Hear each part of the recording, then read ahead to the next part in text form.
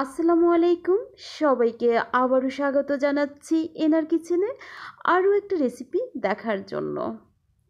আজকে আমি আপনাদের জন্য রান্না করেছি কোয়েল পাখির মাংস। খুব অল্প সময়ে আর মজাদার স্বাদে কিভাবে কোয়েল পাখির মাংস রান্না করবেন সেটাই বিস্তারিত আপনাদেরকে করে দেখাবো। বন্ধুরা, যদি আমার আজকের এই রেসিপিটা আপনাদের পছন্দ হয়ে থাকে তবে অবশ্যই ফুল রেসিপিটা দেখবেন, আর দেখার সময় লাইক আর সুন্দর সুন্দর কমেন্ট করতে যেন ভুলবেন না। আর হ্যাঁ, আমি আজকে কোয়েল পাখির মাংসের সাথে রান্না করেছি গ্রিন পোলাও। তবে গ্রিন পোলাওটা অন্য কোনো একদিন আপনাদের সাথে শেয়ার করব। তাহলে চলুন দেখে নেওয়া যাক কীভাবে আমি কোয়েল পাখির মাংস রান্না করলাম। এখানে দেখতেই পাচ্ছেন আমি কোয়েল পাখি রান্না করার জন্য সমস্ত উপকরণ একসাথে রেডি করে নিয়েছি। কোয়েল পাখিগুলো খুব ভালো করে কেটে ধুয়ে পরিষ্কার করে নিয়েছি। আমি 2 খণ্ড করে কোয়েল পাখিগুলো কেটে নিয়েছি। আপনারা চাইলে এর থেকেও ছোট করে কেটে নিতে পারেন। আর এখানে যে মশলাগুলো দেখছেন, এখানে আছে জিরা বাটা, আর এখানে নিয়েছি আদা আর রসুন বেটে নিয়েছি, তেজপাতা, পেঁয়াজ কুচি করে নিয়েছি, রসুন কিছু থেতো করে নিয়েছি, আর 4-5টা এলাচ বেটে নিয়েছি দারুচিনি। এখানে গুঁড়া মশলা নিয়েছি শুকনো মরিচের গুঁড়া, ধনে গুঁড়া আর হলুদের গুঁড়া, আর নিয়েছি লবণ স্বাদ অনুযায়ী। তো যাই হোক, আমি সমস্ত উপকরণ আমি আগে থেকে রেডি করে রেখে দিই। তো একটা ফ্রাই প্যান বসিয়ে দিয়েছি চুলায়, তেল দিয়ে দিয়েছিলাম, গরম হয়ে গিয়েছে। এবার দিয়ে দিচ্ছি রসুন আর পেঁয়াজ কুচি। এবার দিয়ে দিলাম তেজপাতা আর দারুচিনি। এখন আমি পেঁয়াজ রসুন একটু লাল করে ভেজে নিব। লাল করে ভেজে নেওয়ার পরে বেটে রাখা মশলাগুলো এর সাথে মিশিয়ে দিব। তো যাই হোক, দেখতে পাচ্ছেন পেঁয়াজ আর রসুন আমি একটু লাল করে ভেজে নিয়েছি। এবার অ্যাড করে দিচ্ছি বেটে রাখা মশলা। বাটা মশলাগুলো দেওয়া হয়ে গেলে গুঁড়া মশলাগুলো আমি দিয়ে দিব।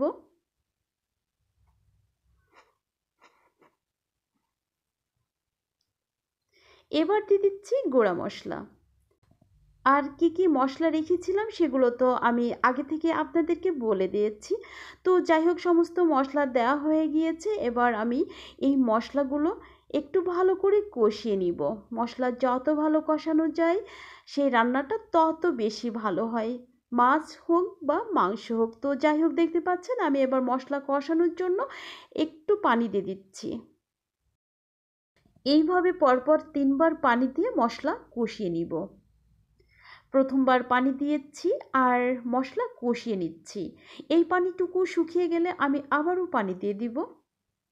আর এই যে দেখতে পাচ্ছেন আমি দ্বিতীয়বার পানি দিয়েছিলাম, আর ঢাকনিতে ঢেকে ভালো করে কষিয়ে নিচ্ছি। আসলে কি হয় জানেন, যে মশলা যত ভালো কষানো যায় মাছ বা মাংস রান্না করলে তার টেস্টটা তত বেশি ভালো আসে।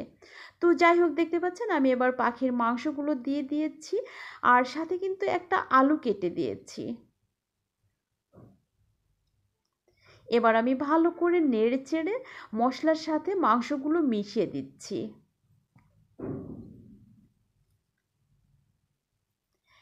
এভাবে করে খুব ভালো করে আমি কোয়েল পাখির মাংস কষিয়ে নিব। প্রথমে কিন্তু পানি দিব না। দেখতে পাচ্ছেন আমি এখন ঢাকনিতে ঢেকে দিলাম। আর ঢেকে দেওয়ার পরে কিছুক্ষণ কষিয়ে নিব। দেখুন, মাংস থেকে যে পানিটুকু বের হয়েছে সেই পানি দিয়েই আমি মাংসটা কষিয়ে নিচ্ছি। অর্থাৎ একটু ফ্রাই মতো করে নিতে হবে, তাহলে স্বাদটা অনেক বেশি ভালো আসবে। তবে প্রথমবার কিন্তু পানি দেয়া যাবে না। পানি না দিয়েই মাংস থেকে যে পানি বের হবে সেই পানি দিয়েই মাংসটা একটু ভাজা ভাজা করে কষিয়ে নিতে হবে। তো যাই হোক, দেখতে পাচ্ছেন আমি এবার কষানোর জন্য পানি দিয়ে দিলাম, আর ঢাকনি দিয়ে ঢেকে পানিটা শুকিয়ে আসা পর্যন্ত এবার আমি অপেক্ষা করব। এই যে দেখুন পানি শুকিয়ে গিয়েছে। এবার আমি ঢাকনিটা খুলে এবার মাংসটা ভালো করে নেড়ে দিচ্ছি। তেল উঠে এসেছে। এখন আমি আরও একটু ভালো করে কষিয়ে নিচ্ছি। আসলে পাখির মাংস রান্না করার সময় কিন্তু সে যে কোনো পাখি হোক না কেন খুব ভালো করে কষিয়ে নিতে হবে। এবার আমি পানি দিয়ে দিচ্ছি। অল্প সামান্য পানি দিয়ে দিলে হবে, কারণ পাখির মাংস তো অল্প পানি দিলেও সেদ্ধ হয়ে যায়।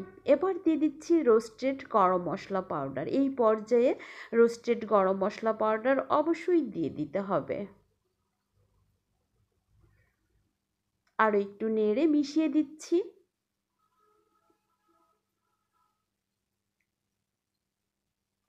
এবার ঢাকনিতে ঢেকে রান্না করে নিচ্ছি।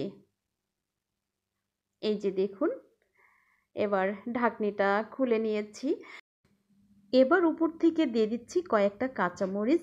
আপনি চাইলে কাঁচামরিচ দিতে পারেন, আবার পেঁয়াজের বেরেস্তাও দিয়ে দিতে পারেন। তো যাই হোক, আমি কাঁচামরিচ দিয়ে দিলাম। কাঁচামরিচের ফ্লেভারটা আমার অনেক বেশি ভালো লাগে। বন্ধুরা, দেখলেন আমি কিভাবে কোয়েল পাখির মাংস রান্না করলাম। যদি আপনার ভালো লেগে থাকে বাসায় ট্রাই করবেন, ইনশাল্লাহ ভালো হবে। আর এই যে সাথে রান্না করে নিয়েছি গ্রিন পোলাও। খুবই টেস্টি হয় কোয়েল পাখির মাংস আর গ্রিন পোলাও। যাই হোক বন্ধুরা, অনেকক্ষণ কষ্ট করে ধৈর্য ধরে আমার রেসিপিটা দেখার জন্য আপনাদেরকে অসংখ্য ধন্যবাদ। আবারও দেখা হবে, অর্থাৎ কথা হবে নেক্সট কোনো রেসিপিতে। সে পর্যন্ত আপনারা সবাই ভালো থাকবেন। অনেক অনেক দোয়া রইল আপনাদের জন্য। আজকের মতো বিদায় নিচ্ছি। আমি নিম্নি, খোদা হাফেজ।